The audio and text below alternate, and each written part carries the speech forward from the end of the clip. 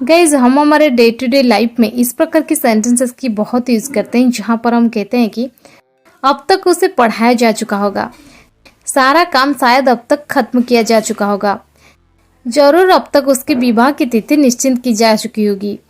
Guys इस प्रकार के सेंटेंसेस को हम इंग्लिश में कैसे कहेंगे, इसके लिए कौन से स्ट्रक्चर के यूज करेंगे, आज के इस वीडियो में हम सीखने वाले हैं।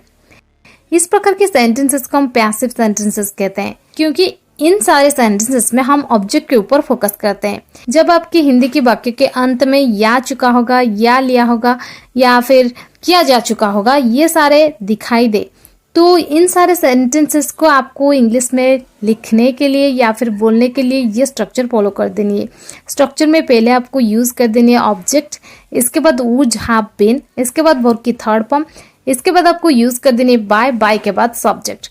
चलिए कुछ एग्जांपल्स लेते हैं ताकि आपको ये स्ट्रक्चर और भी अच्छे से क्लियर हो जाए। अब तक उसे पढ़ाया जा चुका होगा।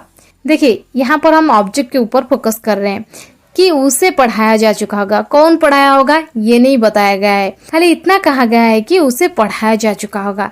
यानी ये सेंटेंस जो है ये फ्यूचर परफेक्ट में है। अगर फ्यूचर परफेक्ट में कोई पैसिव सेंटेंस आपको दिखाई दे तो ये रूल आपको फॉलो करनी है।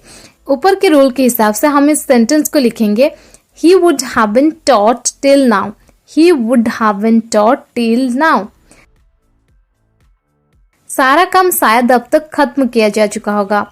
all the work might have been completed till now, all the work might have been completed till now।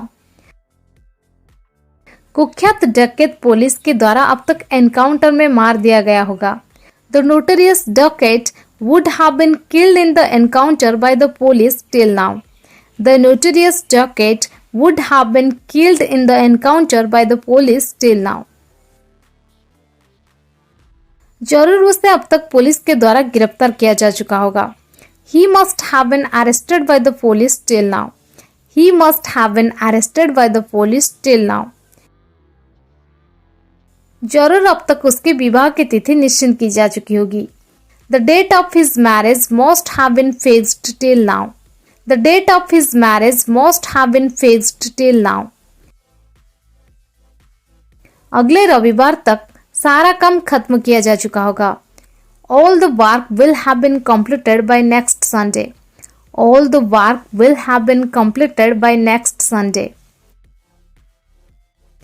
सारा काम शायद अब तक खत्म किया जा चुका होगा। All the work might have been completed till now, all the work might have been completed till now।